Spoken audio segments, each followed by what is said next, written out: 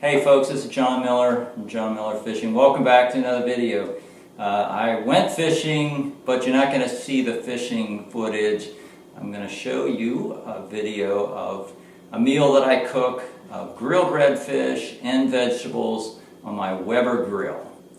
So I'm going to use a redfish caught by the young lady here, and she did a good job catching her first redfish on an artificial bait, caught it on a spoon. So what I've done is I've taken some of the fillets. It's pretty big redfish, and so I have actually sliced the fillets in half because they're about an inch thick. So now I have just half-inch thick fillets. So in addition to the natural flavors I'm going to get out of all those vegetables, and of course the redfish and the smoked flavors that we'll get from the grill, I'm going to use a number of purchased sauces. For the fish, I have two really good sauces that I couldn't make up my mind which to use. So I'm going to use, put some fillets with one and some with the other one. One is a teriyaki from P.F. Chang, and this is tastes so good. It's incredible. And this pica sauce, which is from Jamaica, and this stuff is amazing.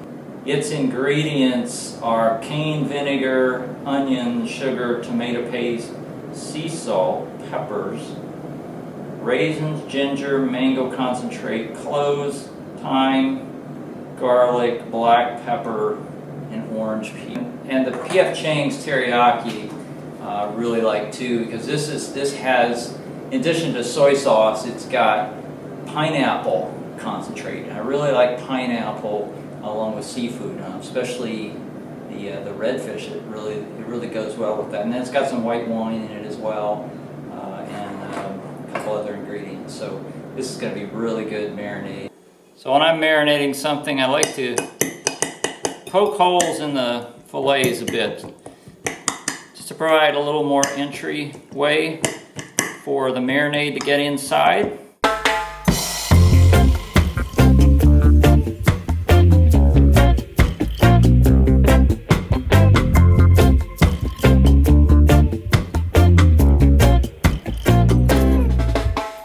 So I'm using these little white pearl onions, even though they take a long time to prepare because you got to cut the tops and you got to get all the skin off of them. So it really takes more time than is worth the taste, because they just taste like a regular onion to me. But this is all about aesthetics. That's why I'm using this, because these nice little round onions are going to look great mixed in there with all the other chopped or cubed vegetables.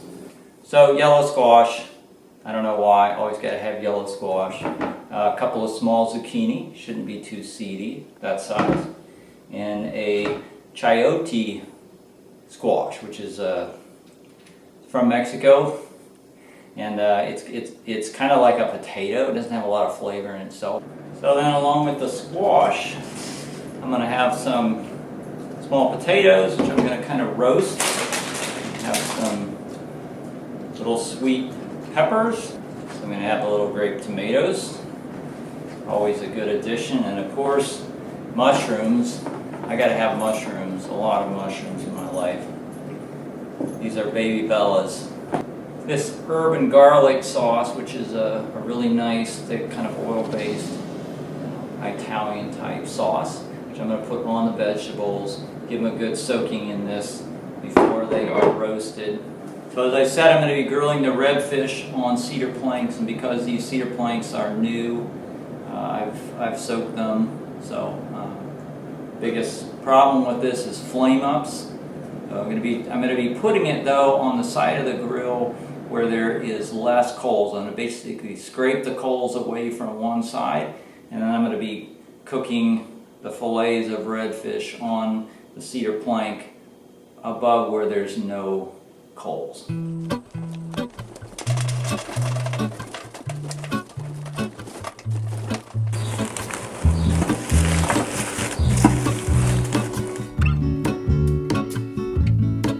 There is a life I lead in this city, hurrying to cut my teeth. I can take what I need to get by. It doesn't make it easy. I'm going going to start this whole grilling process with the potatoes because they're going to take the longest to roast. So I'm going to start them, get them going probably for 15 minutes or so, see how they go, and then I'll start working on the vegetables and then get to the fish soon after.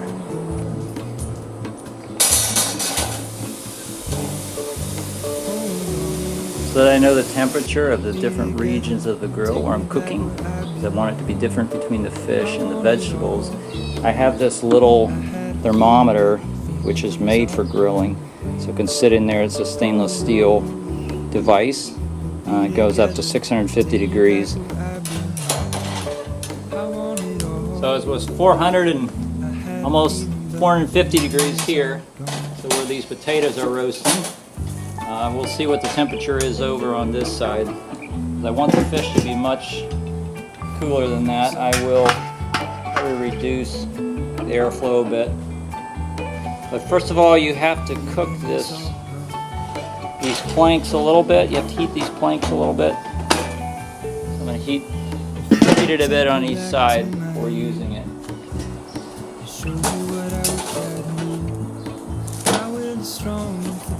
Cooked through very nicely after about 15 minutes. So now, time to put the vegetables on. Just so I don't lose them.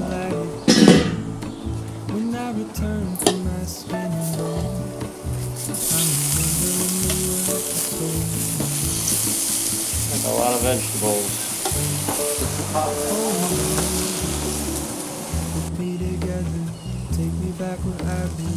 I've let it cool a bit, so we're down to a little over about 325. So I'm going to continue to let it cool.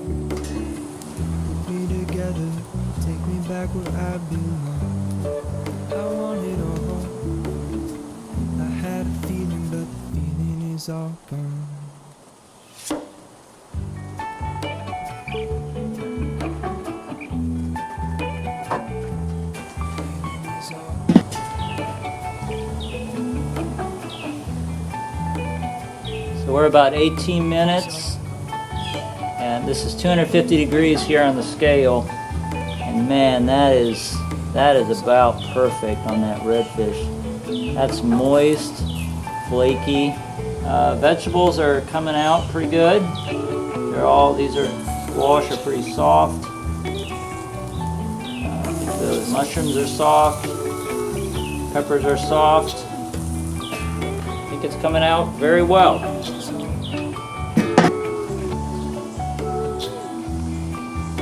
So that's how it came out.